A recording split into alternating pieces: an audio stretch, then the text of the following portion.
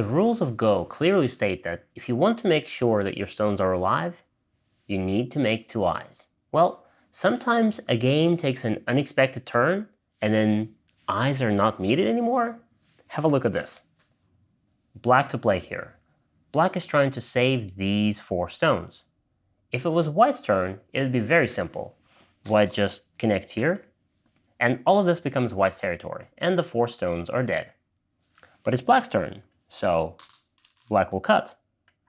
And now strange things are going to happen. Of course, White wants to attack. Black only has 2 liberties, so Atari? Possible, but in this case, of course, the White stones are also in Atari, and it's Black's turn, so Black will capture them. Just like this. And the White stones are captured. Now, can White Atari from here? No, it's the same thing. Black can still capture the White stones. So, any Atari is impossible here. How about Black? Can Black attack the White stones? If Black plays here, it's exactly the same thing. Now, the Black stones are also in Atari, and White can capture them. The same thing happens when Black plays here.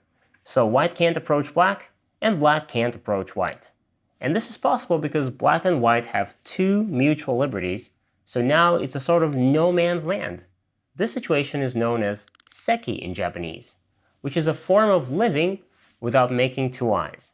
And now, if nothing devastating happens to the outside groups, this will stay frozen until the very end of the game, and then it will be counted as neutral territory. Neither player getting any points here. In this example, neither Black nor White had any eyes at all. In the next example, both of them will have eyes, but Seki is still possible. It's Black's turn here. Do you see how Black can make Seki here? Black in his turn can cut here. And now once again, this White group and this Black group are separated. Both of them have 1 eye, and there's 1 mutual liberty between them. Except neither side can take this liberty. If Black plays here, then the Black group is in Atari. White can capture it now. And if White plays here, then Black will capture White.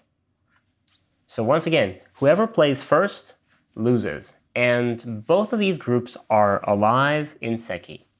Okay, story time. In the 15th century, there was an interesting episode in Russian history when 2 giant armies met on opposite sides of the river. They made little skirmishes, but neither side started an attack. And the reason for that was that in order to start an attack, one had to cross the river first. But the river was really wide in that part. So once you start crossing the river, you expose your army to the enemy's attack. Under these circumstances, neither side dared to launch a major attack. And this episode is known as the Great Stand on the Ugra River. The stand lasted for almost a month, and it ended nearly without conflict. And in fact, we can think of it as an example of Seki in actual history. And now, let me show you another example of Seki, slightly more advanced this time. Would you take a look at these giant groups here? It's Black's turn. How do you make Seki here? This time it might look a little more confusing than before, but let's check. Black has 1 eye here, and White has 1 eye over here.